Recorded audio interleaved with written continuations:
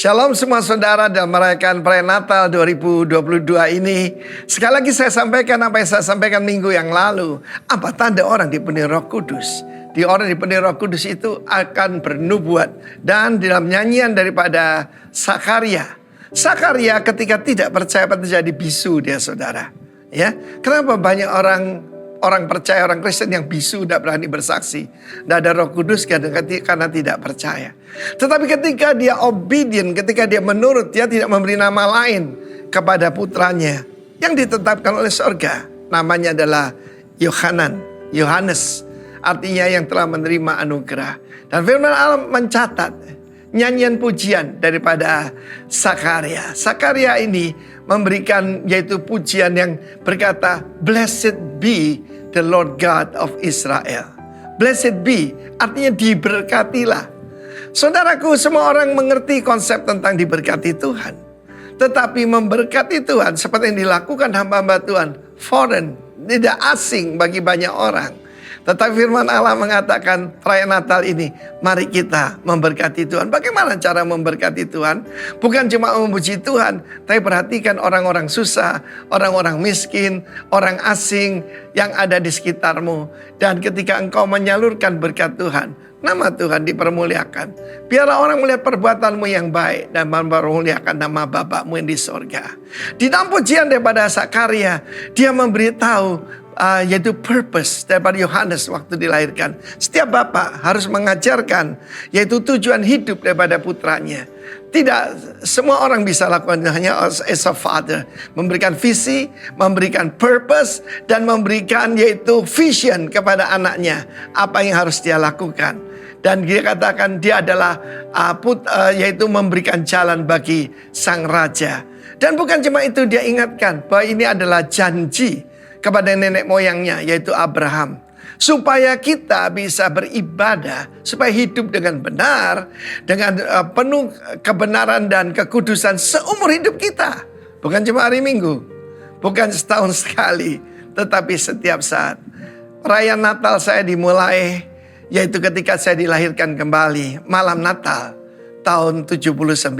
Wow, sudah 43 tahun yang lalu saudara. Dan itu masih bergetar dalam dada saya. Ketika saya menerima Yesus sebagai Tuhan dan Juru Selamat, hidupku diubahkan. Dan ketika Roh Kudus memenuhi saya, dari seseorang yang pemarah, ya, frustrasi, dan penuh dengan kemarahan, saya diubah menjadi seorang yang penuh dengan sukacita. Sampai teman-teman manggil saya Mr. Happy, saudara ya. Saya diberi nama di Full Gospel, ada seorang teman beri nama saya Asher. Asher artinya happy, berbahagia. Saudara, orang tidak menghubungkan antara God dengan happiness. Tapi Alkitab mencatat bagaimana Maria penuh dengan sukacita. Elizabeth, Yohanes pembaptis yang masih dalam kandungan melonjak kegirangan. Bahkan Sakaria berkata bahwa dia datang untuk melawat kita dari tempat yang maha tinggi. Dan putranya akan menyiapkan jalan bagi Tuhan. Tidak ada kebahagiaan dari seorang ayah daripada melihat putranya dipakai oleh Tuhan. This is my prayer. Bahwa semua saudara dipakai Tuhan untuk memuliakan Tuhan.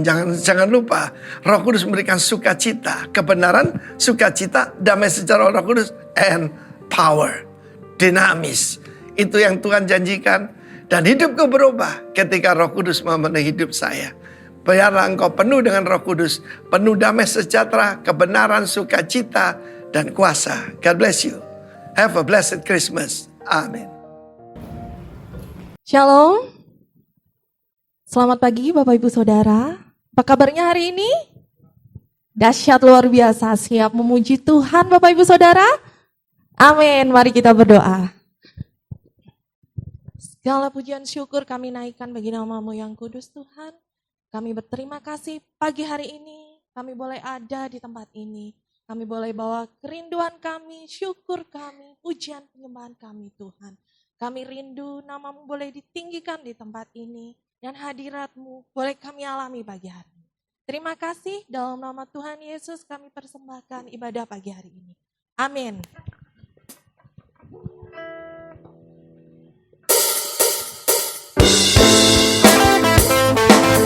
Mari bersorak-sorai bagi Tuhan kita yang dahsyat.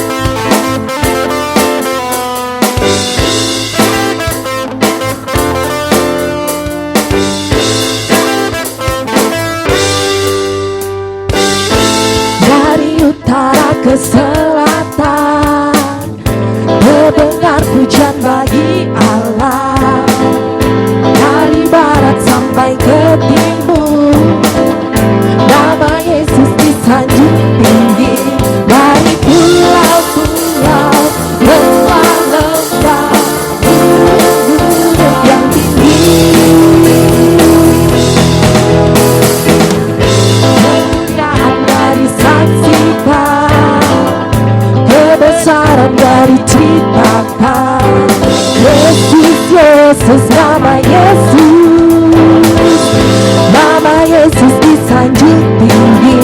Dari pulau-pulau, lembah-lembah, gunung-gunung yang tinggi, Allahku dahsyat berkuasa, seluruh disujud menyembah, tinggikan namamu. Allahku dahsyat berkuasa, seluruh disujud menyembah, tinggikan namamu.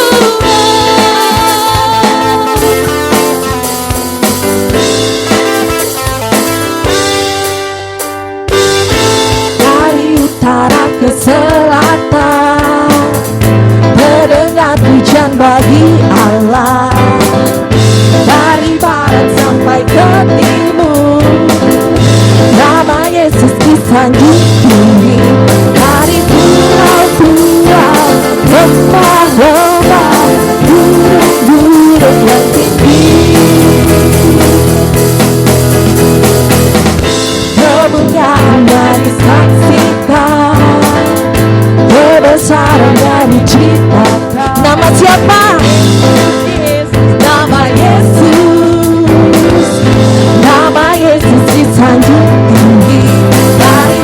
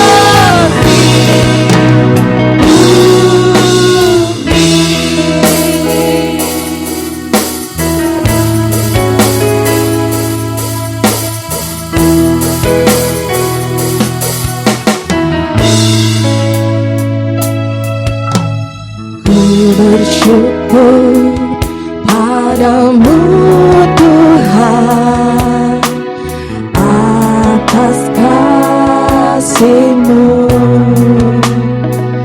ku bermazmur bagi nama-Mu yang kudus.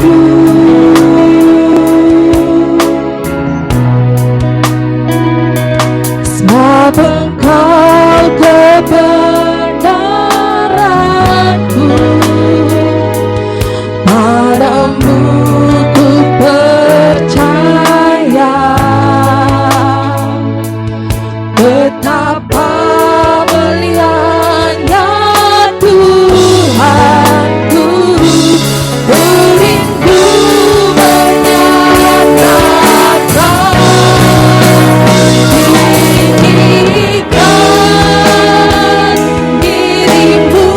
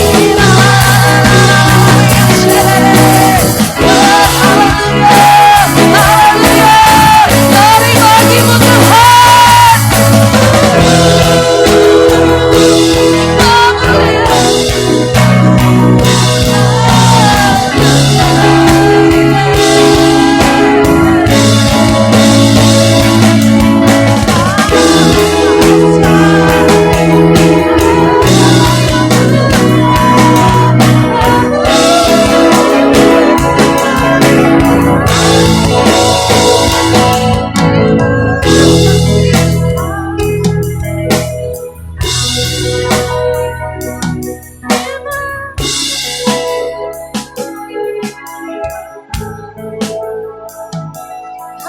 bersyukur Tuhan, kami mau meninggikan-Mu, kami mau bersuka di hadirat-Mu. Oh, segala yang layak kami sembah, segala yang layak kami tinggikan. Haleluya.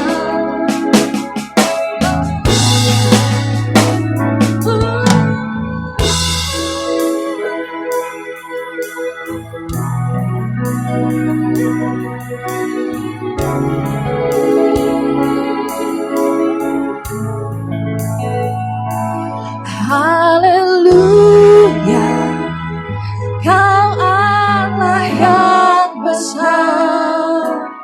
Haleluya, Kau mulia. Namamu, kuasa-Mu, kasih-Mu kekal.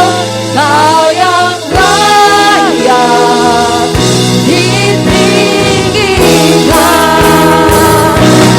Haleluya, Kau Allah yang besar.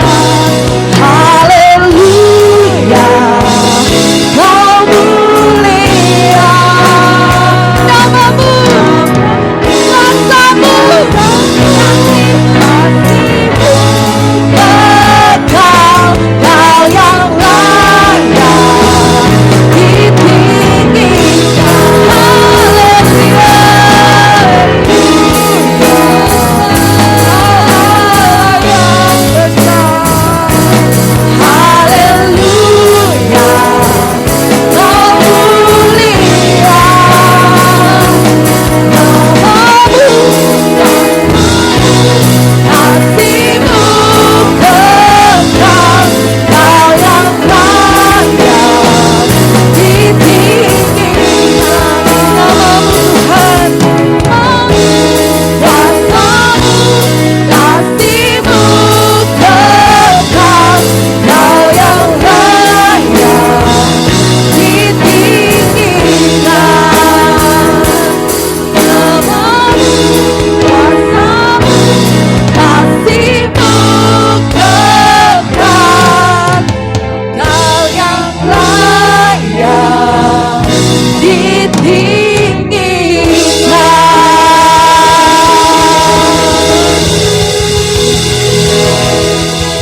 Haleluya.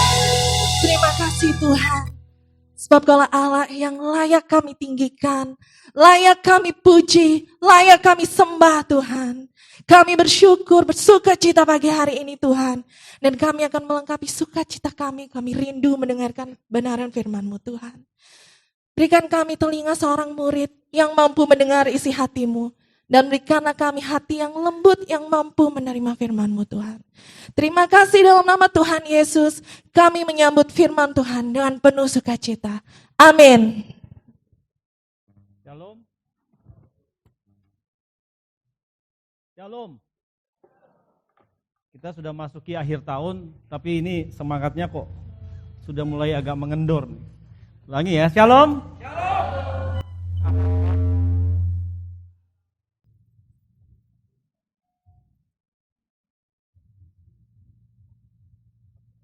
Ya, kita masuk di bulan Desember. Tema kita di tahun ini adalah tema yang terakhir, yaitu Grace to Glorify the King. Dengan tema di bulan Desember yaitu Glorify the King through the Church. Artinya memuliakan Tuhan itu melalui gereja. Yang diambil dari Roma 15 ayat 5 dan 6. Semoga Allah yang adalah sumber ketekunan dan penghiburan mengaruniakan kerukunan kepada kamu sesuai dengan kehendak Kristus. Sehingga dengan satu suara sehingga dengan satu hati dan satu suara kamu memuliakan Allah Bapa Tuhan kita Yesus Kristus. Nah, kalau kita lihat di sini itu di ayat peneguhan ini, ayat yang diambil ini dikatakan bahwa Semoga Allah. Semoga itu artinya apa? Apakah Allah tidak bisa memberikan kepada kita? Allah bisa memberikan kepada kita Bapak Ibu Saudara, cuma masalahnya kita bisa terima enggak itu? Kita sepakat tak dengan bahwa Allah itu adalah sumber ketekunan dan penghiburan? Karena yang Allah inginkan adalah apa? Dia mengaruniakan kerukunan supaya kita dengan satu hati dan satu suara itu sesuai dengan kehendak Kristus. Mudah enggak untuk kita rukun? Satu hati dengan satu suara di dalam bagian tubuh Kristus yang disebut gereja ini. Tentu tidak mudah. Makanya dikatakan di sini semoga Allah. Allah itu kasih, tapi kita mau enggak? Nah, nanti kita akan belajar lebih lanjut lagi. Sekarang kita coba masuk di dalam yang menjadi latar belakang dulu. Paulus menuliskan kitab Roma 15 ini apa latar belakangnya? Kita perlu tahu ini dulu supaya nanti kita bisa tahu bagaimana jalan cerita atau apa yang Paulus nasihatkan kepada gereja di Roma pada saat itu dan gereja saat ini yang kita sedang alami ini. Latar belakang dari kitab Roma 15 adalah terjadi perselisihan dalam pandangan di antara jemaat di Roma, yaitu jemaat Yahudi yang sudah memutuskan percaya kepada Kristus dan menghidupi hukum kasih karunia dengan jemaat Yahudi yang sudah memutuskan percaya kepada Kristus tapi mempertahankan tradisi hukum Taurat. Nah, jadi mereka bertengkar nih. Kan zaman Israel sebelum Yesus ada itu semua pakai hukum Taurat. Dan itu diajarkan kepada sampai anak-anak kecil kita tuh diajarkan. Anak-anak bangsa Israel diajarkan tuh hukum Taurat. Nah, kemudian kedatangan Yesus membawa satu budaya yang baru. Sebenarnya bukan baru, budaya ini adalah budaya penggenapan daripada hukum Taurat itu sendiri. Nah, kemudian karena terjadi yang Yesus datang, ada satu budaya yang dibawa, budaya baru yang dibawa ini, kemudian terjadilah di dalam gereja ini, dua-dua sudah percaya Yesus. Dua-dua sudah menerima Kristus. Tetapi pola cara mereka masih ada yang kecampur dan ada yang sudah murni. Yang sudah murni ini benar-benar sudah hidup dengan kasih karunia. Kalau kita tahu hukum Taurat itu semua dengan apa? Ketaatan kita kan. Jangan ada Allah lain, jangan mencuri, jangan membunuh, jangan semua. Nah, kemudian kasih karunia ini sepertinya bebas. Yesus sudah meniadakan itu dan sekarang di jemaat di Roma itu terjadi perselisihan. Ada yang bilang, loh, saya kasih contoh yang lebih nyata di kenyataan sekarang, realitanya sekarang. Ada enggak kita yang sekarang menyatakan bahwa, kamu kalau enggak pergi gereja itu berdosa loh. Kalau kamu enggak ikut doa puasa, kalau kamu enggak ikut kegiatan gereja itu kamu berdosa. Atau enggak usah ngomong dosa, dah terlalu besar dosa itu. Kita ngomong yang kecil aja. Hati-hati loh ya, nanti kalau kamu enggak ke gereja, tokomu sepi. Pekerjaanmu susah, berat. Kamu akan mengalami hal yang tidak mengenakan. Ada enggak kira-kira dalam gereja yang seperti ini? Masih sering kan? Masih sering yang kita. Artinya apa? Bukan masalah pergi gerejanya, tetapi apa? Cara pandangnya masih belum benar. Nah, ini yang terjadi di jemaat di Roma pada saat itu. Mereka bertengkar dalam hal, kalau jemaat di Roma ya, mereka bertengkar dalam hal-hal yang seperti ini. Apa yang boleh dan tidak boleh dimakan. Terus menghakimi orang lain ketika jatuh atau bangun. Kamu kalau dia ini pantesan usahanya sukses. Kenapa? Karena dia rajin beribadah. Karena dia pelayanan. Kamu, kenapa usahamu seperti segini-gini aja? Bahkan tidak maju, cenderungannya merosot.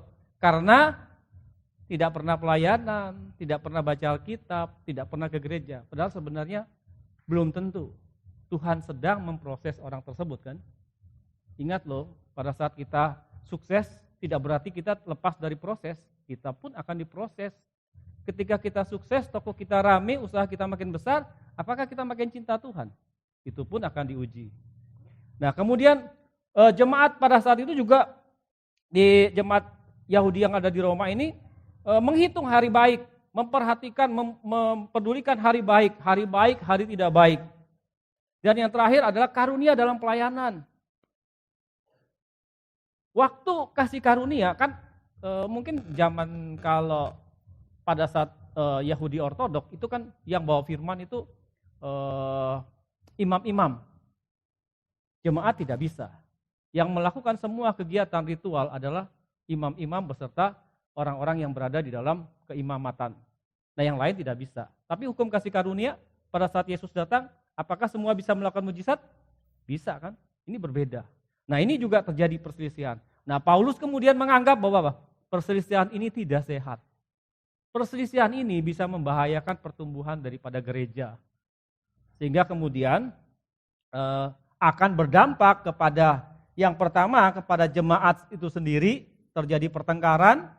Bayangkan kalau terjadi pertengkaran antara pekerja, bagaimana dengan jemaat yang belum dewasa? Tentu akan berpengaruh juga. Akan juga berpengaruh dengan orang-orang di luar gereja, termasuk pemerintah Romawi. Ingat pada saat itu pemerintahan Romawi dipimpin oleh kaisar, sedangkan bangsa Yahudi yang percaya kepada Kristus menganggap Kristus sebagai raja. Ini kan jadi saingan. Nah, ini yang terjadi di Roma pada saat itu. Nah, sekarang kita masuk kepada kondisi realita kita sekarang. Ini yang biasanya umum terjadi di gereja-gereja. Di sini saya tidak tahu ada apa enggak, tapi saya percaya bahwa di sini tidak ada. Yang pertama adalah apakah kita masih memandang hubungan sebab akibat tentang berkat? Saya datang ke gereja, saya pelayanan, saya banyak pelayanan, makanya saya diberkati. Percaya? Nggak ada yang percaya? Di gereja diberkati percaya nggak? Nggak ada yang percaya ya.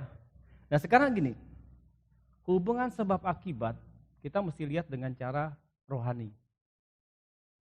Apakah Tuhan sayang kita atau tambah sayang ketika kita menambah jam baca Alkitab kita? Tuhan tambah sayang enggak? Tambah sayang enggak? Nah kan ada yang bilang tambah sayang di belakang, ada yang di depan bilang tidak. Berbeda juga kan? Tapi enggak apa-apa. Sekarang kita luruskan aja, kita bawa. Tuhan tetap sayang kita pada saat kita berdosa sekalipun. Itu yang harus kita terima. Kalau kita baca Alkitab, kita tambah jamnya, kita tambah doa, kita tambah pergumulannya, kita tambah saat teduhnya. Yang tambah sayang dengan Tuhan itu adalah kita. Tuhan tetap sayang kita. Karena pada saat kita berdosa pun dia sayang kita. Nah ini kita perlu rubah konsepnya. Saya melayani, saya diberkati, bukan karena saya rajin ke gereja. Tetapi saya rajin ke gereja karena saya sudah diberkati Tuhan. Saya datang ke sini untuk bersyukur kepada Tuhan, untuk berterima kasih, menyembah Dia yang ada di sini, yang sudah memberkati saya. Jadi tanpa saya datang pun sebenarnya saya sudah diberkati. Jadi jangan keliru ya. Waktu kita mengalami kegagalan, kita bilang apa? Ini karena saya lupa saat teduh tadi pagi. Karena kemarin saya tidak datang ibadah. Enggak begitu Bapak Ibu Saudara. Sebab apa? Kembali lagi kepada apa? Tuhan sedang proses kita. Dia sedang lihat apa yang ada dalam hati kita. Waktu kita senang, kita bisa bilang Tuhan itu baik. Tapi waktu kita dalam keadaan terpuruk, apa masih kita bisa bilang Tuhan itu baik? Belum tentu kan? Nah ini yang perlu kita pandang dengan cara rohani. Sebab akibat dengan cara yang benar. Apalagi yang ada? Apakah kita masih suka menghakimi orang lain berdasarkan asumsi pribadi? Contohnya kayak gini. Itu yang khotbah itu, dia itu menyinggung saya. Dan sebenarnya Alkitab menuliskan apa? Segala tulisan yang diilhamkan oleh Allah bermanfaat untuk mengajar, menyatakan kesalahan, terus memperbaiki kelakuan. Kita stop sampai di sini saja. Ini semua akan memunculkan itu semua. Kalau kita kena harusnya kita apa? Koreksi diri kita kan. Terus yang kita mau apa? Yang jemaat biasanya mau apa? Pak, kasih dong khotbah di depan yang membuat saya semangat, yang menghibur saya, yang membuat hati saya senang. Saya lagi sedih nih. Apakah seperti itu? Enggak. Tuhan ingin semuanya disampaikan.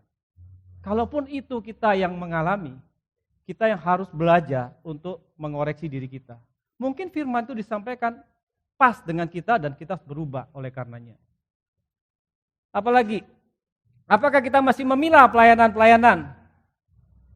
Kalau kita sudah bilang bahwa Tuhan Yesus datang memberikan semua karunia, itu nanti ada karunia kesembuhan, ada karunia berbahasa roh, ada karunia penginjilan dan sebagainya. Lalu kemudian kita bilang bahwa apa? Karena saya berbahasa roh, artinya apa? Tuhan langsung ngomong dengan saya. Berarti karena saya, maka gereja ini diberkati Tuhan. Bisa masalah enggak itu? Bisa. Saya tidak bilang bahasa roh itu kemudian jadi masalah loh ya. Jangan dipandang seperti itu. Tapi maksudnya begini, karunia Tuhan berikan kepada kita untuk kita saling membangun, saling melengkapi di dalam gereja ini. Bukan tentang mencari siapa yang paling benar, siapa yang paling berpengaruh di dalam gereja ini. Nah itu bukan ke situ. Itu yang membuat gereja bisa menjadi pecah. Karena pandangan-pandangan seperti itu. Nah sekarang ini tema sharing firman Tuhan saya minggu ini adalah gereja satu hati, satu suara yang memuliakan Tuhan. Kita mau belajar nih kenapa kita harus satu suara dan satu hati. Baru kita bisa memuliakan Tuhan, GB Rock bisa memuliakan Tuhan. Ya. Nah sekarang kita mulai fokus deh. Dalam benak kita ini gereja itu apa sih? Coba kasih saya pendapat. Gereja itu apa? Yang belakang bisa kasih pendapat. Gereja itu apa? Dalam pandangan aja, nggak ada tentang tidak mempengaruhi keselamatan ya. Apa? Gereja itu apa? Yang di belakang? Kumpulan orang percaya yang di depan? Gereja itu bukan bangunan ya? Bukan ya? Tapi kita pergi bangunan kan? Oke, sekarang saya coba jelaskan tentang gereja. Nah, gereja itu ada dua. Gereja sebagai pribadi dan gereja sebagai organisasi. Jangan pernah menganggap gereja sebagai bangunan. Karena bangunan itu sifatnya statis, diam. Tapi organisasi itu terdiri dari organisme yang hidup. Itu organisasi. Nah sekarang saya bahas satu-satu ya. Gereja sebagai pribadi itu dituliskan dalam 1 Korintus 3 ayat 16 dan 17. Kita baca sama-sama, 1, 2, 3. Tidak tahukah kamu bahwa kamu adalah bait Allah dan bahwa roh Allah diam di dalam kamu. Jika ada orang yang maka Allah akan membinasakan dia. Sebab bait Allah adalah kudus dan bait Allah itu ialah. Kita perhatikan di sini baik-baik bahwa kita adalah bait Allah. Ini Paulus tuliskan yang diilhami oleh Tuhan. Bahwa kita adalah bait Allah. Tapi kita mesti lihat dannya. Dan bahwa roh Allah bukan ini diam tidak berarti ada tapi tidak berbuat apa-apa. Diam ini maksudnya apa? Menyertai kita, ada di dalam kita dan selalu mengikuti kita. Tetapi untuk dia memimpin hidup kita atau kita memimpin hidup kita itu ditentukan oleh kita. Roh itu menurut. Dia hanya memberikan nasihat, dia hanya memberikan inspirasi, dia memberikan hikmat dan sebagainya. Tapi kita yang menentukan. Nah, di sini dikatakan bahwa kita adalah bait Allah karena roh Allah diam di dalam kita. Kapan roh Allah itu diam di dalam kita? Pada saat kita mengakui Yesus adalah Tuhan dan menerima Ia sebagai satu-satunya juru selamat dan kita dibaptis. Roh Allah turun ke atas kita dan diam di dalam kita. Saya percaya bahwa kita semua, ada yang belum dibaptis? Nah, sudah semua kan? Berarti sudah ada roh Allah di dalam kita semua. Nah kemudian dikatakan di sini jika ada orang yang membinasakan bait Allah, maka Allah akan membinasakan dia. Allah tidak main-main dengan ini.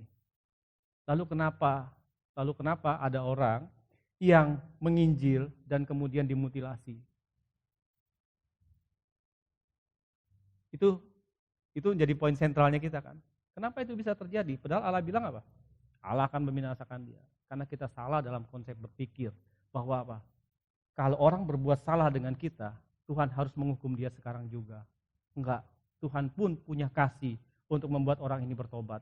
Dan Tuhan pun punya kasih bahwa orang yang yang melakukan kehendak Tuhan dalam hidupnya, sekalipun ia mati, dimutilasi, tapi itu ia hidup dalam kehidupan kekal. Sebab kehidupannya di dalam dunia ini bukan kehidupan yang kekal. Dan kita hanya diutus untuk itu. Jadi kita adalah pengelola hidup kita, bukan pemilik hidup kita. Nah, kemudian artinya sebagai gereja ya, kalau Tuhan pemilik hidup kita dan kita ada pengelola, berarti apa? Di dalam hidup kita ini, kita adalah perwakilan kerajaan Allah yang memiliki tugas dan panggilan untuk memuliakan Sang Raja dalam kehidupan kita. Yaitu dengan menjadi terang dan garam. Itu sudah menjadi otomatis. Kita datang diutus di sini sebagai perwakilan nih. Kalau hidup kita biasa-biasa saja, hidup kita sebelum bertobat dan setelah bertobat, sebelum terima Yesus dan setelah terima Yesus masih sama saja, berarti apa? Ya kita mesti cek apakah kita sudah menjadi perwakilan, apakah kita sudah disebut dengan gereja itu sendiri. Karena Roh Kudus ini akan dinamis selalu menyatakan tentang apa yang harus kita perbuat. Saya kasih contoh satu begini. Pada saat toko saya terbakar, satu bulan pertama saya masih bisa oke-oke saja. Tapi begitu mulai 2 bulan, masuki 2 bulan, saya jujur aja saya sampai gini, Tuhan kenapa sih saya harus ngalami yang seperti ini? Nggak enak loh Tuhan, saya ini laki-laki, saya punya usaha yang saya lakukan itu di Garuda Motor. Itu yang benar-benar saya kelola, karena pondok daun saya serahkan kepada istri. Memang kita ada rumah burung walet, tapi rumah burung walet ini kan saya nggak bisa kelola karena saya harus jaga toko. Nah kemudian dari sini saya bilang, Tuhan yang saya punya, yang harusnya jadi kemuliaan saya sebagai seorang bapak dan suami, itu kamu ambil Tuhan. Dan sekarang saya harus bagaimana? Apa saya harus minta dengan istri saya? Kan agak lucu ya. Apa saya mau ambil kembali pondok daun? Tidak mungkin. Saya nangis, Tuhan, kenapa Tuhan buat itu kepada saya? Tapi ini yang mungkin pengalaman saya bisa menjadi berkat buat Bapak Ibu Saudara, untuk Bapak Ibu Saudara tangkap, bahwa kadang-kadang kita perlu memberikan telinga kita lebih banyak kepada Tuhan sebelum kita terlalu banyak berbicara. Ataupun kalau kita terlalu banyak berbicara kepada Tuhan, kita juga perlu banyak memberikan telinga kita. Bukan hanya telinga jasmani, tapi telinga rohani kita kepada Tuhan. Saya nangis Bapak Ibu Saudara. Saya nangis. Tapi pada saat itu, saya tidak tahu, saya tangkap suara audible yang benar-benar Roh Kudus jelaskan kepada saya. Apa yang ada pada kamu? Saya langsung diam. Saya bilang, tinggal rumah burung. Kerjakan. Terus, biasa kan? Manusia kan pasti akan selalu memberikan alasan. Saya bilang, Tuhan, saya ini bukan orang yang pernah ngurus rumah burung. Bagaimana saya bisa tahu? Roh Kudus jelas katakan di situ. Siapa yang memanggil binatang untuk Adam memberi nama kepada binatang-binatang? Apakah Adam mencari? Saya bilang, saya jawab, Tuhan. Siapa yang memanggil binatang sepasang-sepasang masuk dalam bahtera Nuh? Apakah bisa Bapak Ibu Saudara lihat 2 semut jalan berduaan? Nggak bisa. Apakah bisa melihat harimau berduaan dan melihat rusa di situ dan tidak berusaha menerkam? Saya langsung bilang, Tuhan, pasti Tuhan yang buat itu. Kalau begitu kerjakan apa yang ada padamu. Jadi Tuhan itu dia pasti akan mengerjakan apa yang ada pada kita. Kecuali kita sendiri yang selalu menginginkan apa? Tuhan, kasih saya tangan yang penuh mujizat dong. Kalau saya sembuh, saya doakan orang sembuh. Ya kan? Apa yang saya sentuh jadi emas, ini saya sentuh jadi emas sehingga saya kaya raya. Pasti kita pengen seperti itu kan? Atau saya saja yang pengen seperti itu? Semua orang pasti pengen seperti itu. Nah tapi kemudian di situ Tuhan bilang, apa yang ada padamu kamu kerjakan. Bagian kamu adalah mengerjakan apa yang ada padamu yang Tuhan sudah berikan. Saya sudah tidak banyak cerita lagi karena saya sudah tahu kalau sudah mulai Roh Kudus sudah mulai bicara seperti itu, saya mulai jalan. Saya pergi aja. Saya pergi, ternyata di situ saya bisa mempelajari banyak hal dan saya dibantu dengan beberapa orang yang Roh Kudus berikan kepada saya itu apa? Hikmat. Saya dapat tangkap, melihat, menyaksikan, dikasih tahu yang mana yang perlu, yang mana yang tidak perlu, itu saya bisa tangkap dengan hikmat yang Roh Kudus berikan. Nah ini, kalau kita mau jadi terang dan garam, kita perlu ini. Apa yang ada pada kita. Jangan mencari apa yang belum ada pada kita. Karena dengan apa yang belum ada pada kita tidak akan pernah bisa jadi terang dan garam. Tanya dengan Roh Kudus sebagai pribadi, apa yang saya bisa buat? Apa yang saya harus buat? Kerjakan itu. Nah ini kalau kita ngomong gereja sebagai pribadi. Tapi jangan dibalik. Saya ada berbicara dengan satu orang yang kemudian menyatakan, apakah persepuluhan itu harus dikembalikan lagi ke gereja? Padahal kita kan bait Allah. Susah enggak dijawabnya nih. Kita bait Allah. Tadi dikatakan kita adalah bait Allah. Apakah saya harus kembalikan persepuluhan itu kepada bait Allah? Sementara di perjanjian baru dikatakan saya adalah bait Allah. Saya langsung diam, ini saya mesti jawab apa, Roh Kudus? Nah, kemudian di situ kan saya jelaskan gini. Coba perhatikan baik-baik tentang gereja sebagai organisasi. Tapi nanti saya jelaskan ya. Kita loncati dulu aja supaya nanti tidak mengambil bagian yang kedua. Nah, ini gereja sebagai organisasi. Tadi kita ngomong gereja sebagai pribadi. Saya, ada Roh Kudus dalam saya, itu sebagai pribadi. Nah, sekarang gereja sebagai organisasi. Kenapa sih kita harus ada di gereja saat ini? Kan kita bait Allah, kita bisa beribadah di rumah dong, nggak perlu harus ke gereja. Ya, nah kita lihat nih Matius 16 ayat 18. Ini yang mengatakan Yesus sendiri. Dan aku pun berkata kepada kamu, engkau adalah Petrus, dan di atas batu karang ini aku akan mendirikan jemaatku. Berarti kalau dibilang jemaat, ngomongnya apa ini? Gereja sebagai individu? Halo? Tentu gereja sebagai organisasi kan? Ini Yesus loh yang katakan. Bukan Paulus lagi, Yesus yang katakan. Engkau adalah Petrus, karena Petrus dapat pemahaman tentang pewahyuan tentang siapa Yesus. Tuhan akan memilih siapa yang punya, dapat mengerti, mendapat ilham daripada Roh Kudus. Itu yang Tuhan pakai untuk kemudian membangun gerejanya. Membangun jemaatnya. Untuk apa? Ini, alam maut tidak akan menguasainya. Alam maut ini apa? Jangan berpikir tentang kematian. Karena bagi Tuhan, kematian fisik tidak penting. Tapi yang lebih Tuhan pentingkan adalah kematian secara rohani. Nah banyak ini kita mati secara rohani tapi secara fisik kita hidup. Dan kita tidak tahu dan kita tidak sadari itu. Nah sekarang kalau kita bilang bahwa gereja sebagai gereja sebagai organisasi, saya jelaskan yang tadi supaya tidak putus bahwa gini. Jawaban saya tentang apakah kita harus memberikan persepuluhan di gereja, saya tanya balik kepada orangnya. Kenapa kamu punya pandangan kalau kamu sebagai bait Allah bahwa persepuluhan itu harus dari kamu? Padahal bukan hanya 10%, 90% ada di kamu. 10%-nya kamu mau kasih siapa? Kamu mau kelola bagaimana? Terus dia bilang, ya kasih orang misi. Kasih orang misi, kita lihat orang-orang kesusahan dan sebagainya. Nah terus saya balik tanya lagi, kalau begitu orang misi dihasilkan dari mana? Siapa yang menghasilkan orang misi? Apakah pribadi? Tidak, gereja kan? Saran saya satu, berikan yang menjadi bagian daripada gereja, biar gereja melakukan semuanya.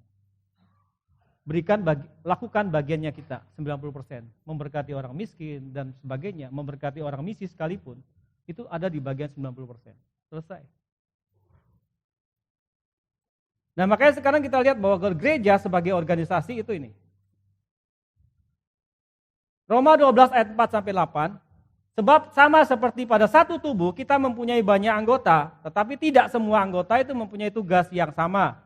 Demikian juga kita. Walaupun banyak adalah satu tubuh di dalam Kristus.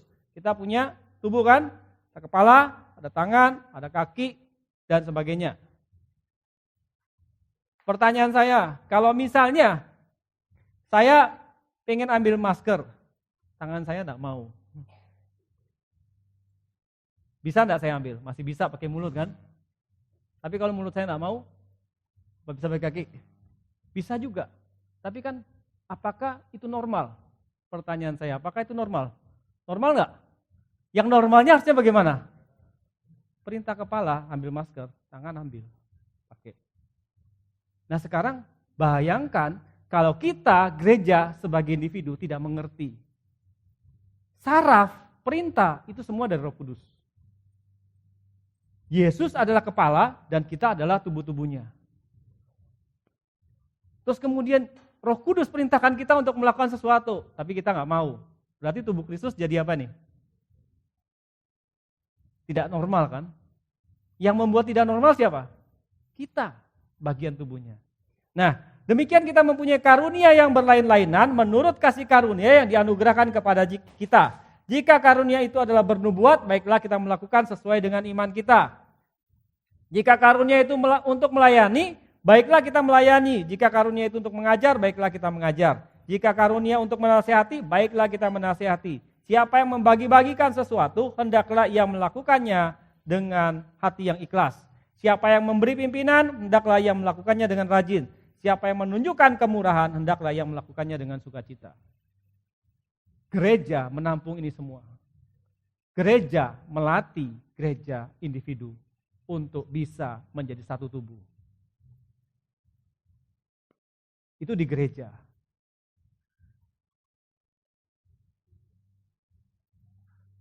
Nah terus kemudian apa yang menjadi nasihat Paulus nih untuk gereja di Roma pada saat itu dan kita kaitkannya dengan sekarang ini. Nasihat Paulus ada dua. Yang pertama adalah gereja sebagai pribadi itu harus kuat imannya dulu. Nah kita lihat di dalam Roma 15 ayat 1 sampai 4. Saya ambil dari BIMK atau bahasa Indonesia sehari-hari. Kita yang sungguh-sungguh yakin akan apa yang kita percayai haruslah bersabar terhadap keberatan-keberatan orang yang lemah keyakinannya. Berarti dalam gereja ada orang yang sudah kuat keyakinannya, ada orang yang masih lemah keyakinannya. Sebaliknya, janganlah kita mau menyenangkan diri kita sendiri.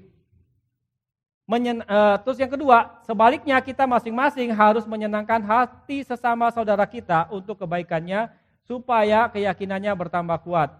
Sebab Kristus pun tidak memikirkan kesenangannya sendiri.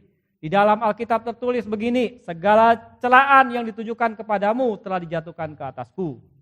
Semua yang tersurat dalam Alkitab adalah untuk mengajar kita, sebab pelajaran yang kita terima dari Alkitab menjadikan kita tabah dan kuat sehingga kita dapat berharap kepada Tuhan. Nah, artinya di sini gereja sebagai pribadi itu harus kuat dulu. Kuat dalam hal apa? Keyakinan. Kalau keyakinan kita sudah kuat, iman kita sudah kuat, kita punya pengalaman dengan Tuhan. Waktu kita menguatkan orang lain, cara kita menguatkan itu beda. Ada orang yang pada saat dia mengalami sesuatu, dia butuh orang lain untuk datang menghibur. Pertanyaan saya, apakah kita sanggup menghibur orang? Mungkin kita bisa hanya sebatas di luar saja.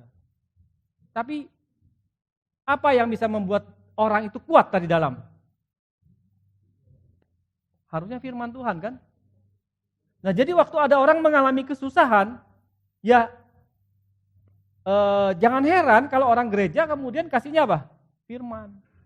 Karena firman itu membuat kita pegang janji Tuhan.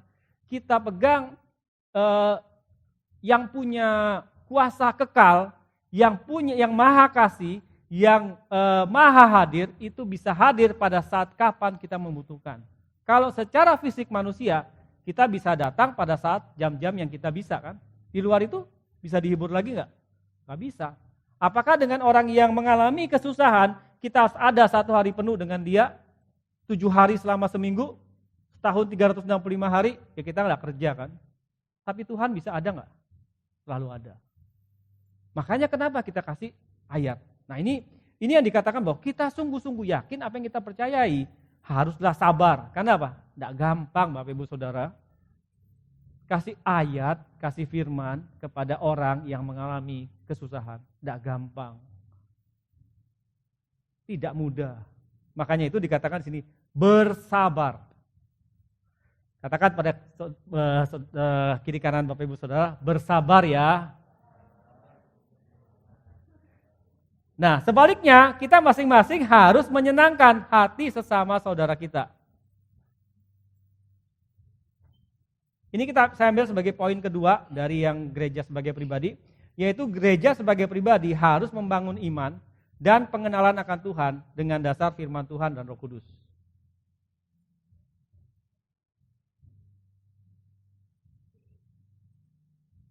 Ini sudah.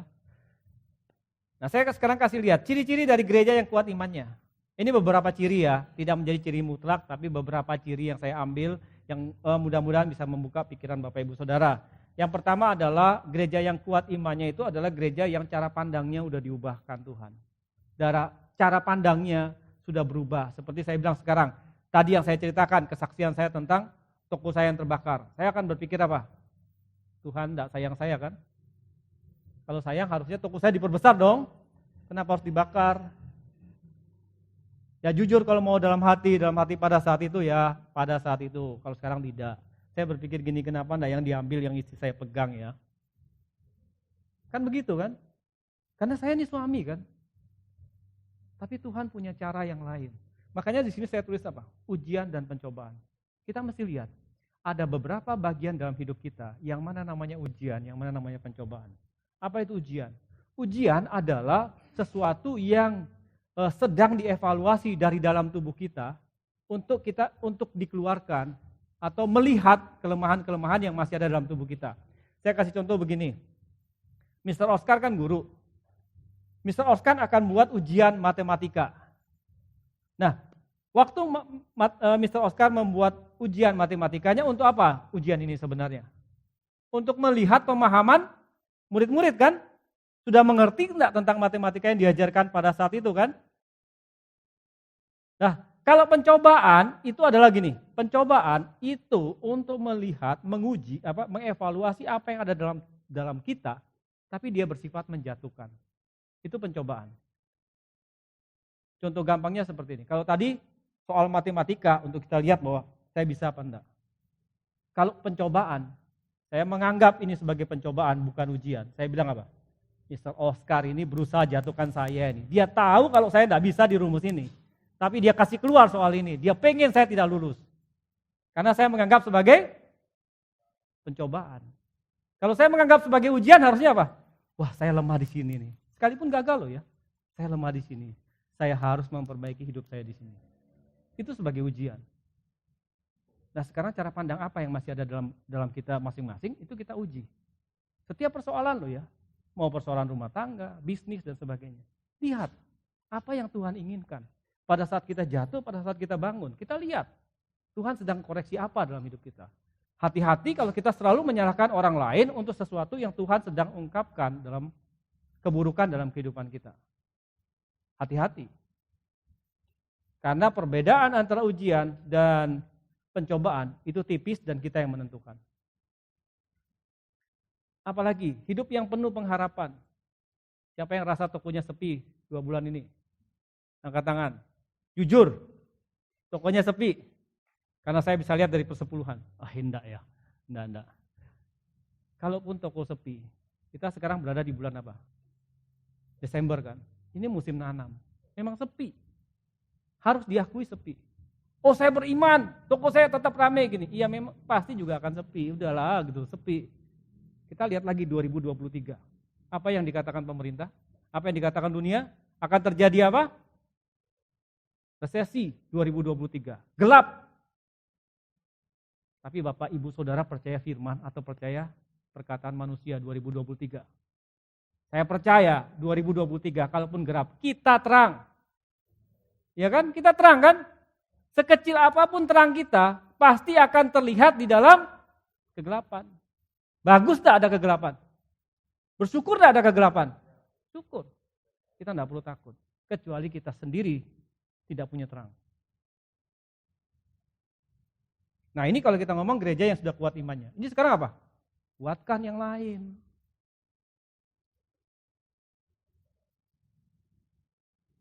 Nah, kata menyenangkan, di sini kayaknya saya mungkin kehapus. Kata menyenangkan itu adalah kata yang senang itu gini. Bukan lagi tentang kata-kata yang menyenangkan menyenangkan itu kan gini ya. Saya kasih uang. Oh, si Jonathan Erwin ini lagi kekurangan, saya kasih dia uang. Oh, si Hana lagi butuh bibit, saya kasih dia bibit. Menyenangkan enggak? Tapi bukan ini yang dimaksud dengan kata menyenangkan itu. Menyenangkan adalah apa? Memberikan kekuatan dari dalam. Senangnya itu dari dalam. Sebab senang dari luar, saya kasih uang ke Jonathan Erwin 1 juta. Kalau 1 juta ini habis, dia kembali susah nggak? Susah. Tapi yang dimaksud dengan menyenangkan ini apa? Kekuatan dari dalam yang kita sampaikan, yang kita sudah pernah alami. Yaitu apa? Pengharapan, percaya, hidup percaya firman. Itu kita kasih, supaya kuatnya dari dalam. Nah yang ketiga adalah gereja sebagai pribadi harus berhenti memikirkan, oh ini yang memikirkan diri sendiri, sudah. Nah ini yang menyenangkan ini ternyata masih ada. Hati yang penuh pengharapan, pertolongan, semangat, ini dari dalam semua. Ini yang dipakai kata menyenangkan hati, sesama. Jadi kita kan, tadi yang katakan amin, waktu kita bilang hidup dalam kegelapan, nanti kita lihat ya, perhatikan baik-baik sebelah kiri kanan kita, di tahun 2023 perhatikan semuanya. Nanti ada yang lebih lesu enggak? Ada yang aduh usahaku begini, kuatkan itu. Kalau kamu kuat, kuatkan mereka. Itu maksudnya menyenangkan. Nah sekarang, gereja sebagai pribadi harus menjadikan Alkitab sebagai sumber pengajaran gereja, sebagai pengajaran pribadi untuk dapat tabah dan kuat di dalam Tuhan. Ini penting, karena apa? Yang bisa menguatkan kita adalah Tuhan, bukan kita. Roma 15 ayat 4, sebab segala sesuatu yang ditulis dahulu telah ditulis untuk menjadi pelajaran bagi kita supaya kita teguh berpegang pada pengharapan oleh ketekunan dan penghiburan dari kitab suci. Nah kita lihat di sini, segala yang ditulis, Alkitab sebenarnya itu menulis beberapa kisah. Benar enggak? Kisah kan? Kisah yang kita harus pelajari. Bukan ayat per ayat saja, tapi ini kisah. Kisah tentang Paulus, Timotius, Musa, Daud, Yohanes dan sebagainya kan. Nah pelajari baik-baik itu akan membuat menjadi pegangan kita untuk mempunyai pengharapan. Saya ambil salah satu contohnya ini. Kristus tidak memikirkan kesenangannya sendiri, tetapi dia memikirkan juga orang lain. Dengan pikul salib, datang ke dunia, dia raja, dia ada di sorga, dia lebih enak-enakan di sorga kan. Tapi dia datang ke dunia, kemudian dia harus menanggung semua dosa manusia, dia harus disalibkan, dihina, diludahi, dicambuk dan sebagainya. Itu Yesus. Oh, ini Yesus. Terlalu Tuhan, susah kita ngomongin. Oke, sekarang saya jelaskan tentang Paulus. Paulus tidak mementingkan diri sendiri, dijelaskan di dalam 2 Korintus 11 ayat 14 dan 15. Hal itu tidak usah mengherankan sebab iblis pun menyamar sebagai malaikat terang. Hati-hati loh ya. Iblis itu menyamar sebagai malaikat terang. Kalau dia datang sebagai iblis, kita terima apa enggak? Enggak terima. Kalau dia datang sebagai malaikat terang, kita bisa tertipu apa enggak? Tertipu. Hawa tertipu karena apa? Bukan dia bohongi kan? Tapi dia apa? Dikasih ayat-ayat firman. Hati-hati. Iblis tidak mencegah kita datang ke gereja. Dicegah enggak sama iblis? Enggak. Yang iblis bisikan sama kamu, datang aja ke gereja tapi tidak usah bertobat. Tidak perlu bertobat, datang aja ke gereja.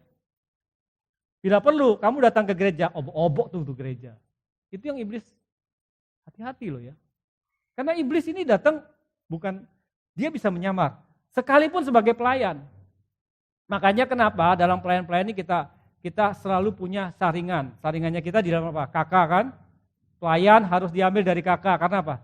Kita mau GKK bisa melihat orang yang mau belajar, orang hatinya yang sudah diubahkan, pertobatan nyata untuk kita bawa pelayanan di sini. Itu pun kadang-kadang juga bisa salah, karena apa? Ketika orang diberikan satu jabatan atau kuasa, dia bisa berubah. Itu pun bisa berubah. Nah, Paulus katakan di sini, iblis pun menyamar sebagai malaikat terang. Hati-hati jangan sampai dia menyamar dan kita tertipu. Kemudian dikatakan lagi di dalam lanjutannya adalah di ayat 23, apakah mereka perayaan Kristus? Aku berkata seperti orang gila. Aku lebih lagi. Kalau mereka melakukan itu, mereka pelayanan, tapi hati mereka adalah hati yang tidak benar. Hati yang membanding-bandingkan, hati yang kemudian menjatuhkan pelayan yang lain dan sebagainya. Paulus bilang kalau berdasarkan hanya melihat kegiatan mereka, Paulus mengatakan aku lebih lagi, aku lebih banyak berjerih-jerih, lebih sering di penjara, didera di luar batas, kerap kali dalam bahaya maut. 5 kali aku disesak orang Yahudi, setiap kali 40 kurang 1 pukulan. 39 pukulan. 3 kali aku didera, 1 kali aku dilempari dengan batu, 3 kali mengalami karam kapal, sehari semalam aku terkatung-katung di tengah laut, dalam perjalanan aku sering diancam bahaya banjir dan bahaya penyamun, bahaya dari pihak orang Yahudi dan pihak orang bukan Yahudi. Saya aja capek kalau bicara tentang apa yang dialami oleh Paulus. Tapi kemudian di ayat 28, dan dengan tidak menyebut banyak hal lain lagi, urusanku sehari-hari yaitu memelihara seluruh jemaat. Waktu ada di gereja, kita ini mengurus semua jemaat. Di ayat 29, jika ada orang merasa lemah, tidakkah aku turut merasa lemah? Jika ada orang tersandung, tidakkah hatiku hancur oleh duka cita? Paulus selalu lihat itu. Dan dia rela, kalaupun dia harus mengalami hal-hal yang tadi. Dicambuk, dilempari batu, kapal karam. Tapi hatinya dia pikir untuk membuat jemaat Tuhan kuat. Paulus itu adalah orang yang diutus untuk orang-orang di luar Israel yang membawa yang percaya kepada Kristus.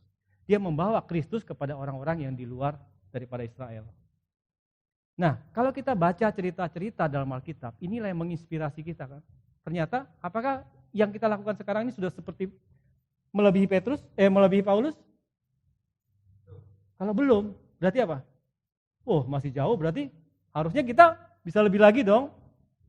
Itu yang kalau kita baca Alkitab dengan cara seperti ini. Inspirasi semua.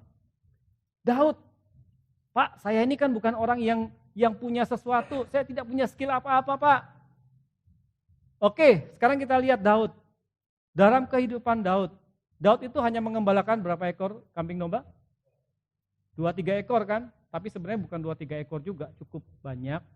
Karena cuma itu ledekan daripada saudaranya.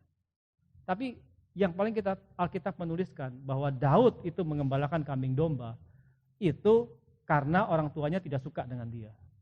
Itu intinya. Dan kemudian siapa yang lihat Daud? Waktu dia lawan singa, siapa yang lihat dia? Ada CCTV kah? Tidak ada orang yang lihat dia, Tuhan yang lihat dia. Nah, waktu apapun yang dipercayakan kepada kita di gereja, sekalipun itu kecil, buat itu Tuhan Tuhan terkesan dengan apa yang kita buat. Dia pasti akan promosikan kita. Tidak perlu kita berharap dengan manusia. Dan apa yang jadi rela kita ini, kita tujukan semua kepada Tuhan. Nah, kalau kita lihat, saya coba supaya kita nanti tidak bergeser dengan Natal. Natal kita kan temanya Nazarin ya. Nazarin itu adalah sebutan bagi orang Nazaret. Nah, sekarang kita lihat gini. Nazaret itu kota kecil, miskin, tidak bermoral. Kenapa tidak bermoral? Karena apa? Kota kecil. Bapak Ibu Saudara coba pergi di Tepal. Tepal, kalau sekarang mungkin Tepal sudah ada sekolahnya. Kalau dulu belum ada sekolahnya. Kalau ngomongnya apa? Bisa sopan enggak? Enggak bisa sopan. Ngomongnya apa adanya. Nah, sekarang Nazaret itu adalah kota kecil, miskin, tidak bermoral.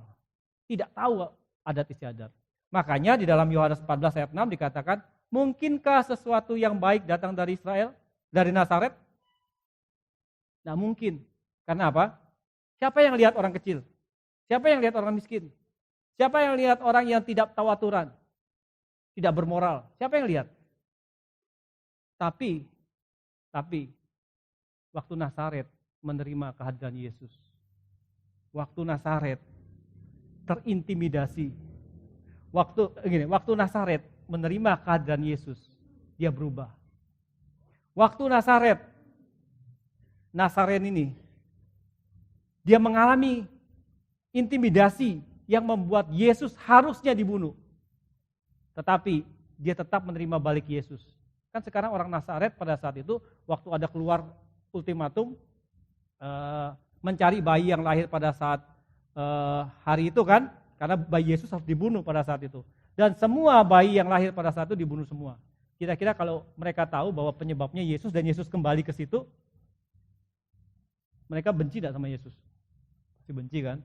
Nah ini intimidasi yang mau membuat Yesus hilang dalam hidup kita. Kemudian Yesus mempersiapkan dirinya di Nazaret. Yesus belajar, kalau kita lihat dalam cerita Alkitab, Yesus hanya dituliskan apa? Yesus berumur 12 tahun kan? Cerita Yesus berumur 12 tahun ketika Yesus ketinggalan di Bait Allah dan sebagainya. Ada cerita lain enggak tentang Yesus umur 13, 14, 15, 16 sampai 30 tahun? Enggak ada kan? Yesus di saat itu, Yesus sedang apa? Belajar tentang hal-hal yang berhubungan dengan Taurat. Karena itu Yesus disebut Rabi. Dia mempersiapkan dirinya. Nah kita sekarang lihat, kalau tema Natal kita ini apa? Bukankah Bapak, Ibu, Saudara, dan saya adalah orang kecil yang tidak dipandang?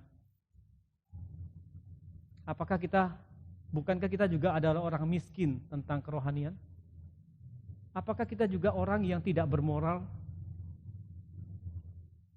Yang sudah percaya Yesus tapi masih melakukan yang tidak Yesus sukai? Apakah kita juga adalah orang yang tidak kadang-kadang di luar daripada kekristenan, hidup di luar kekristenan? Tapi kalau kita terima Yesus, Nazaret akan berubah. Itu kuncinya. Ini Desember. Maukah kita terima itu? Sekalipun kita, jangan lihat kita kecil, jangan lihat kita miskin, jangan lihat kita sebelumnya. Tapi waktu kita bertobat, semuanya akan berubah. Dan semua ditentukan oleh kita. Nah yang kedua, nasihat Paulus untuk gereja adalah, gereja sebagai organisasi harus satu hati dan satu suara untuk memuliakan Sang Raja. Gereja yang satu hati dan satu suara, dalam Mazmur 133, 1-3 dikatakan apa? Apabila saudara-saudara diam bersama dengan rukun, seperti minyak yang baik di atas kepala, meleleh ke janggut dan meleleh ke janggut Harun dan ke lehernya. Seperti embun gunung Hermon yang turun ke atas gunung Sion, sebab kesanalah Tuhan akan memintakan berkat kehidupan untuk selama-lamanya. Percaya enggak Bapak Ibu Saudara, kalau kita rukun, Tuhan akan berikan kita gereja sebagai tempat. Bangunan gereja. Tapi kalau belum, mungkin karena kita belum rukun. Salah satunya ya. Roma 15 ayat 6 dan 7. Sehingga dengan satu hati dan satu suara, kamu memuliakan Allah Bapa kita Yesus Kristus. Jangan bilang saya punya karunia, tapi saya tidak mau terima orang lain. Jangan bilang saya punya karunia, tapi saya menjatuhkan orang lain. Jangan bilang saya punya karunia, tapi dengan karunia itu saya kemudian membanggakan diri saya. Sebab itu terimalah satu dengan yang lain sama seperti Kristus juga menerima kita untuk kemuliaannya. Yesus terima kita pada saat kita apa sih? Yesus terima saya pada saat saya terpuruk, saya putus asa, saya adalah orang gagal. Itu Yesus terima saya. Saya tidak tahu dengan Bapak Ibu Saudara, apakah Yesus terima Bapak Ibu Saudara pada saat Bapak Ibu Saudara bahagia, sukses hidupnya dan sebagainya. Bisa jadi. Tetapi Yesus terima kita. Sekalipun kita tidak punya apa-apa, sekalipun kita dalam keadaan berdosa, Yesus terima kita. Dan dia pakai kita untuk menyatakan kemuliaan Allah. Jadi ada 3 poin yang perlu untuk kita menjadi satu hati, gereja yang satu hati dan satu suara. Yang pertama adalah menjadikan Kristus sebagai kepala atau raja. Yang kedua, berjalan sesuai dengan karunia-karunia yang diberikan oleh Sang Raja. Jangan membanding-bandingkan, karena itu tidak enak. Terus yang ketiga, selesai dengan diri sendiri. Sehingga bisa menerima orang lain seperti Kristus menerima kita. Maksudnya gini, selesai dengan diri kita ini, kita kan dalam kehidupan kita sebelum bertobat itu banyak. Ada trauma, ada pengalaman masa lalu, ada karakter keras, dan sebagainya. Jangan bawa itu ketika kita sudah bertobat. Sebab kita harus berubah. Karena apa? Kita tidak bisa bawa itu semua.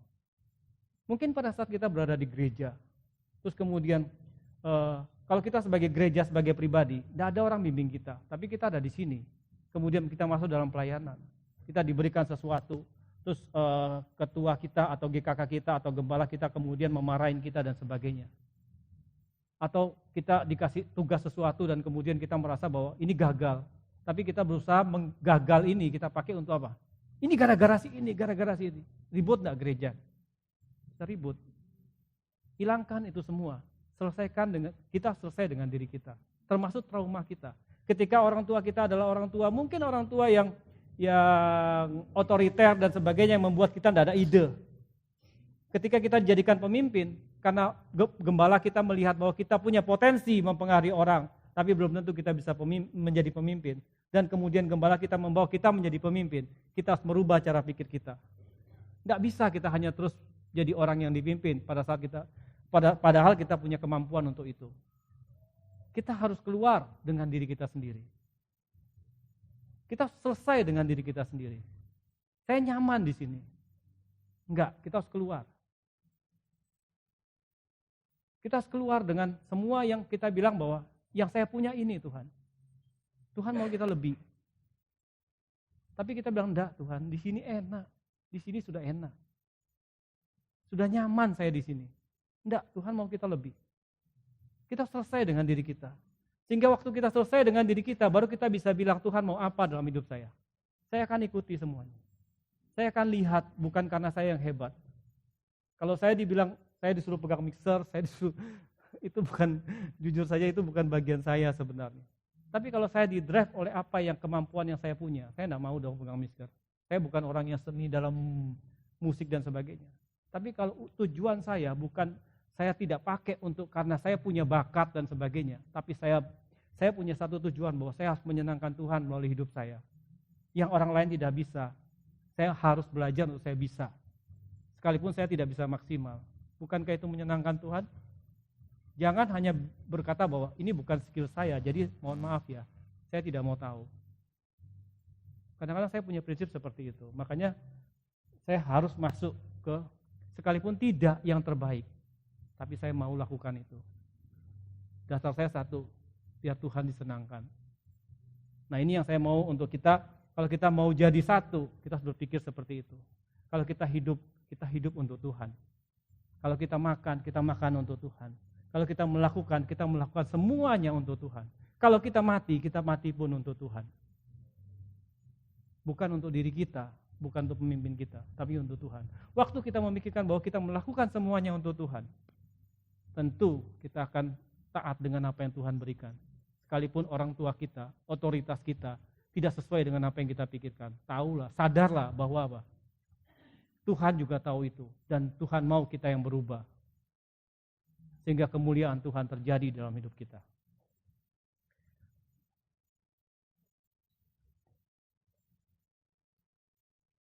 Yang bisa saya sampaikan untuk kali ini, sampai di sini saya percaya bahwa Roh Kudus akan menerjemahkan lagi kepada kita di tahun 2022 akhir ini, kita memasuki 2023, kita harus punya kekuatan yang lebih lagi daripada tahun 2022, percayalah Tuhan akan berbuat lebih besar lagi di tahun 2023, ketika Dia menyadarkan kita berarti apa? Tuhan punya rencana yang besar buat kita.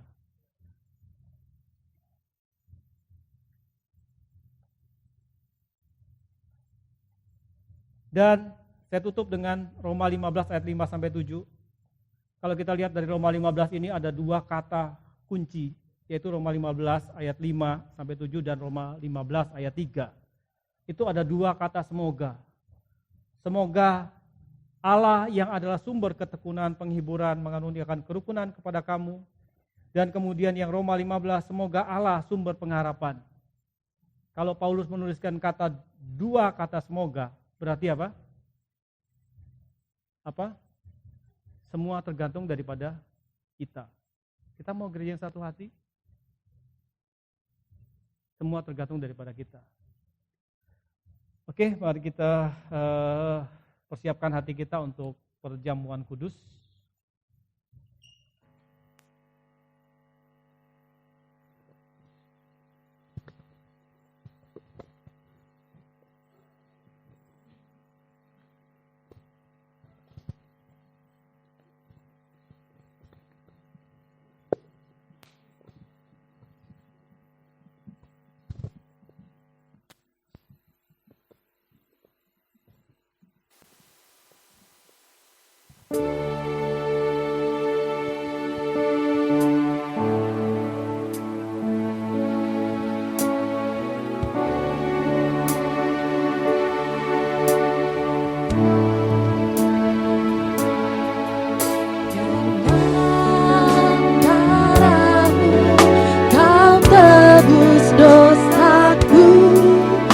Dengan nyawamu kau tukar hidupku. Kini aku sepenuhnya milikmu. Aku anak.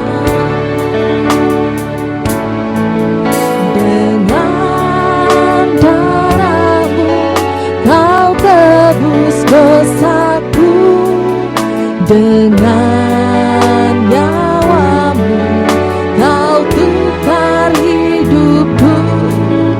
Kini aku sepenuhnya milikmu.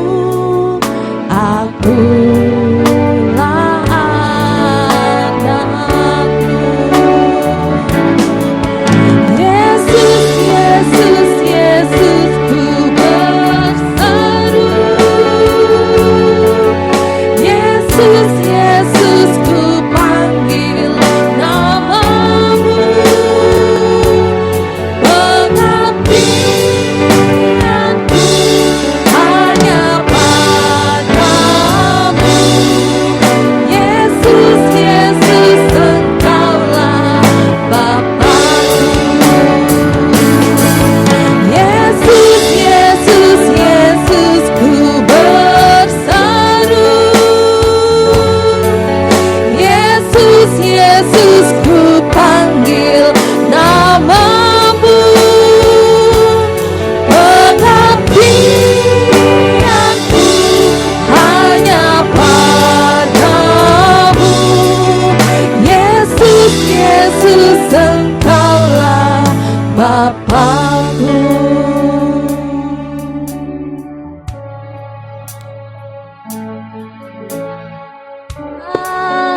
Darahmu kau tebus dosaku, dengan nyawamu kau tukar hidupku. Kini aku sepenuhnya milikmu. Akulah anak. Yesus, Yesus, Yesus, ku berseru. Yesus, Yesus, ku panggil namamu. Pengabdianku hanya padamu. Yesus, Yesus, Engkaulah Bapakku. Yesus, Yesus, Yesus, ku berseru. Yesus, Yesus, ku panggil namamu. Pengabdianku hanya padamu. Yesus, Yesus, Engkaulah Bapakku.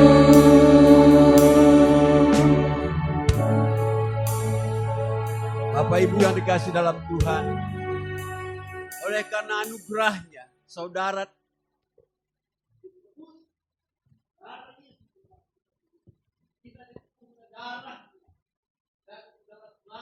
kita dari nenek moyang kita, bahkan kehidupan kita hari-hari sampai hari ini.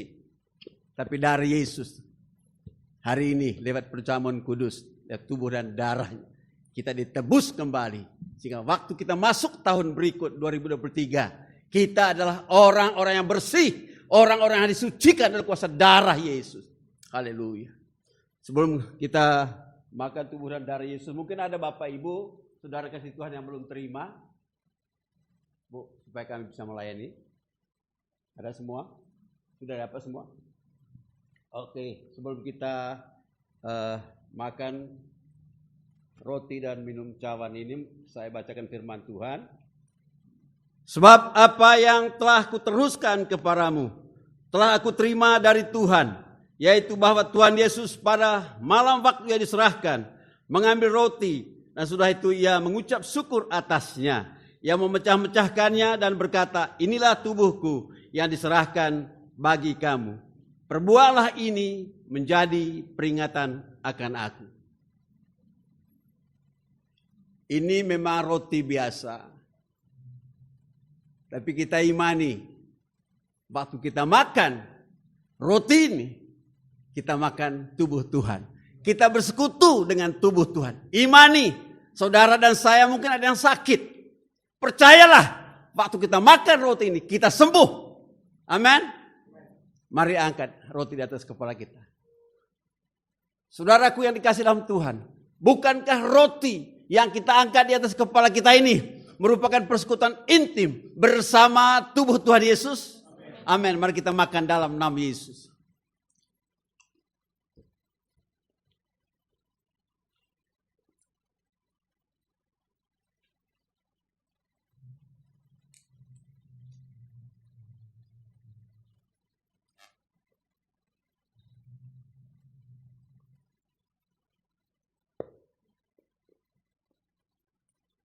Demikian juga ia mengambil cawan sesudah makan, lalu berkata, cawan ini adalah perjanjian baru yang dimeteraikan oleh darahku. Perbuatlah ini setiap kali kamu meminumnya, menjadi peringatan akan aku. Sebab setiap kali kamu makan roti ini dan minum cawan ini, kamu memberitakan kematian Tuhan sampai ia datang. Jadi barang siapa dengan cara yang tidak layak makan roti atau minum cawan Tuhan, ia berdosa terhadap tubuh dan darah Tuhan. Haleluya.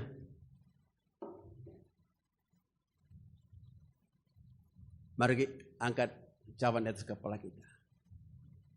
Haleluya. Glory bagimu Tuhan. Kita bangga punya Allah yang kita muliakan dalam Yesus. Kita tahu dalam darah ada nyawa. Darah yang menyembuhkan sakit penyakit. Darah yang menghancurkan kekuatan iblis. Darah yang memprotek saudara saya siang dan malam. Dan darah memberkati kita. Itu keselamatan abadi dalam Yesus Tuhan. Saudaraku yang dikasih dalam Tuhan, bukankah cawan yang kita angkat di atas kepala kita ini merupakan persekutuan kita dengan darah Yesus? Amin. Mari kita minum dalam nama Yesus.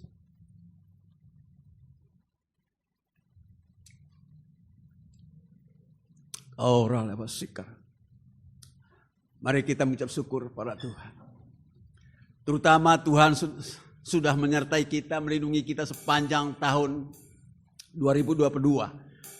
Hari ini kita sudah di minggu yang ketiga 2022 menjelang masuk tahun 2023. Kita bersyukur sama Tuhan. Mari angkat rohmu menyembah Dia. Luangkan waktu menyembah Tuhan. Mari Bapak Ibu, mari kita. Karena kita hadir di sini, kita datang menyembah Dia. Haleluya. Engkau yang bisa bahasa roh, tingkatkan bahasa itu. Yang belum minta sama Roh Kudus. Karabasika rapa karabasika rabata karaba. Karabasika bakar semangat kami Roh Kudus. Bakar semangat kami. Bakar semangat kami. Kami butuh Engkau Roh Kudus. Kami butuh Engkau. Penuhi kami pagi hari ini. Puaskan kami. Urapi kami. Koralabasika patakaralabasakara. Kami tidak mau biasa-biasa lagi hidup hari ke depan ini. Engkau yang memampukan kami. Koralabasika patakarabasika rapatakara. Koralibalabasika rapadabasika rapatakara. Kiralabarabasika patakarabasika. Penuhi kami, penuhi kami, penuhi kami. Kami yang belum terima. Roh Kudus ambil alih dari depan ke belakang. Penuhi kami semua pagi hari ini. Kiralabasika patakaralabas. Koralabarabasika rapatakara. Kirabalabasika patakarabasika patakarabasika raba. Koralabarabasika patakarabasika. Sebab Engkau baik Roh Kudus. Engkau baik. Engkau segalanya dalam hidup ini. Kiralabasika patakarabasika. Koralabarabasika patakarabasika rabatakara patakarabasika patakarabasika. Sekekera karaba sanda kabaraba tekere kadaraba tokoro kuka karabai. Hipoke mekabaya bota kabaraba tekere bekira. Idoko hona kabase kamaraba baba. Terima kasih Tuhan atas setiap penebusanmu Tuhan. Penebusanmu membawa kehadiran Roh Kudus buat hidup kami Tuhan. Karena itu kami relakan diri kami untuk kami tercetak sesuai dengan pola yang Roh Kudus telah bawa atas kami. Yaitu setiap prinsip firman itu terbangun Tuhan atas kami. Dan waktu prinsip firman itu terbangun Tuhan atas kami tahu ada iman atas setiap kami. Dan waktu Tuhan bertanya kepada kami apa yang kami punya iman Tuhan. Sehingga lewat setiap iman yang dihasilkan daripada prinsip firman yang terbangun atas kami, maka kami tahu Tuhan, seperti Bezalel yang diberikan kemampuan khusus, seperti Bezalel yang memiliki keahlian tertentu, akan dimunculkan di dalam jemaat-jemaat di dalam GBI Sumbawa. Mereka akan memiliki kemampuan khusus, mereka akan memiliki hikmat, mereka akan memiliki inisiatif, dan mereka akan benar-benar memanifestasikan kepenuhan Kristus yang mulai terjadi atas gereja GBI Sumbawa di dalam nama Yesus. Dan satu hal yang kami tahu Tuhan, kami membangun hidup kami sesuai dengan prinsip firman, dan karena itu hidup kami akan terbangun sebagai sebuah mezbah. Ampuni kami Tuhan kalau selama ini kami gak sadar Tuhan. Kami berpikir pencemaran itu hanya terjadi pada waktu kami melakukan dosa-dosa jasmani. Kami gak tahu kalau sudut pandang kami itu mencemari kami, sudut pandang dunia mencemari kami Tuhan. Kami gak tahu kalau iri hati itu mencemari hidup kami. Kami gak tahu juga kalau ambisi, keinginan yang bukan berasal dari Tuhan untuk memuaskan keinginan tubuh kami ini adalah hal-hal yang mencemari kami. Kami mau bertobat Tuhan. Karena itu cetakan daripada Roh Kudus yang mulai mencetak kami di dalam prinsip firman ini akan menyingkirkan setiap pencemaran itu. Sehingga kami tahu kami sedang melakukan segala sesuatu untuk Tuhan. Karena itu sadarkan kami Tuhan. Mulai ekspos kami, mulai ekspos hal-hal yang bukan berkenan kepada Tuhan, untuk kami menyingkirkan setiap kemanusiaan kami Tuhan. Sehingga waktu prinsip firman itu tercetak atas kami, kami bisa berkata seperti Maria waktu malaikat Gabriel datang dengan hal-hal yang berita yang di luar hal-hal yang secara manusia dapat dilakukan, yaitu wanita yang belum menikah itu bisa memiliki anak. Seperti itu, waktu suara Tuhan itu datang atas kami, hal-hal yang mustahil kami bisa bilang, jadilah seperti apa yang telah dikatakan oleh Tuhan terhadap kami di dalam nama Yesus Tuhan. Karena itu Tuhan, sadarkan kami dan mulai singkapkan untuk kami terhisap di dalam rumah rohani ini dari kehendak Tuhan. Kami terhisap di dalam rumah rohani untuk kami tahu bagian apa yang kami harus lakukan di dalam rumah rohani ini. Kami akan mulai berfungsi Tuhan. Kami hanya tidak melakukan untuk kepentingan kami, tapi kami mau mulai berfungsi karena kami mencintai Tuhan. Dengan kami terhisap di dalam agenda Tuhan di dalam rumah rohani ini, kami tahu ini yang akan terjadi buat setiap kami Tuhan.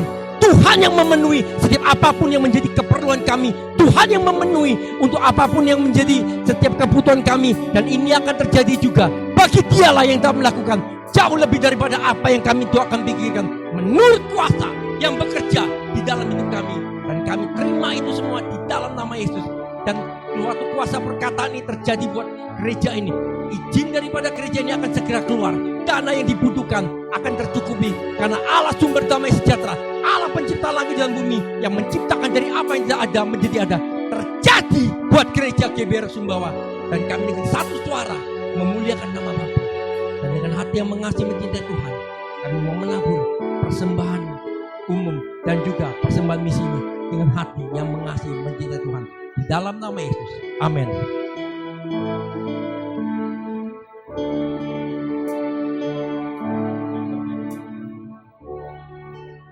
Shalom, apa rungan?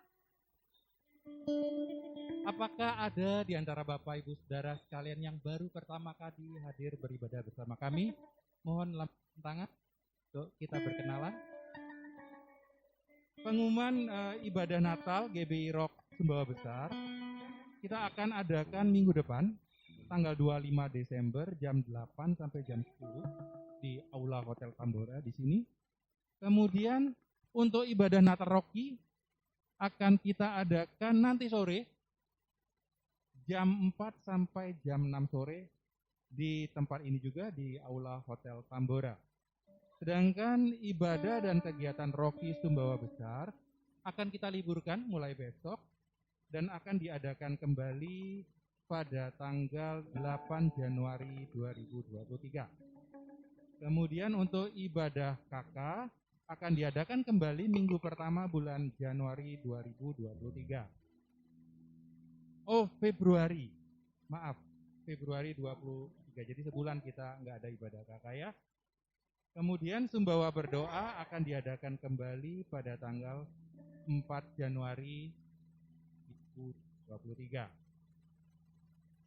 Demikian pengumuman untuk minggu ini. Selamat menikmati ibadah Natal. Oh, Rabu tanggal 21 masih ada ibadah Sumbawa Berdoa.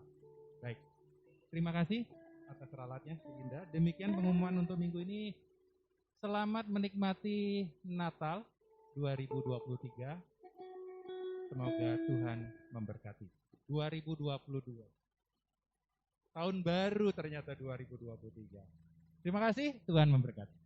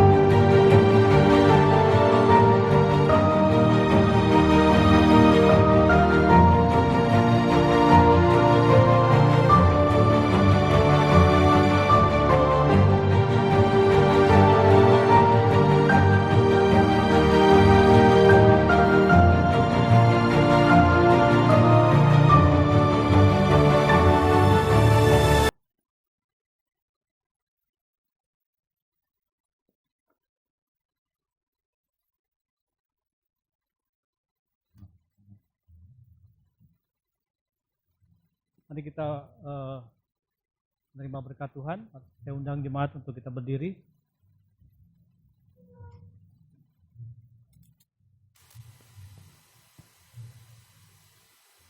Terimalah berkat daripada Bapa, Putra dan Roh Kudus dalam nama Tuhan Yesus Kristus.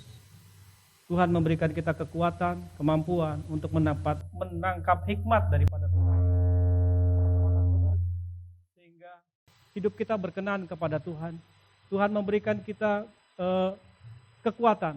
Tuhan memberikan kita perlindungan di tahun 2022 dan Dia akan memberikan kita perlindungan, kekuatan, kemampuan yang lebih dahsyat lagi di tahun 2023. Kalaupun dunia dikatakan akan terjadi kegelapan, biarlah terang Tuhan nyata dalam hidup kita dan dunia akan melihat bahwa terang daripada jemaat-jemaat Tuhan membawa suatu dampak yang luar biasa kepada mereka. Dan biarlah jadilah garam di dalam kehidupan dunia ini, sehingga nama Tuhan dipermuliakan di dalam hidup kita masing-masing. Di dalam nama Tuhan Yesus, bagi yang percaya menerima apa yang Tuhan berikan, katakan, Amin. Tuhan Yesus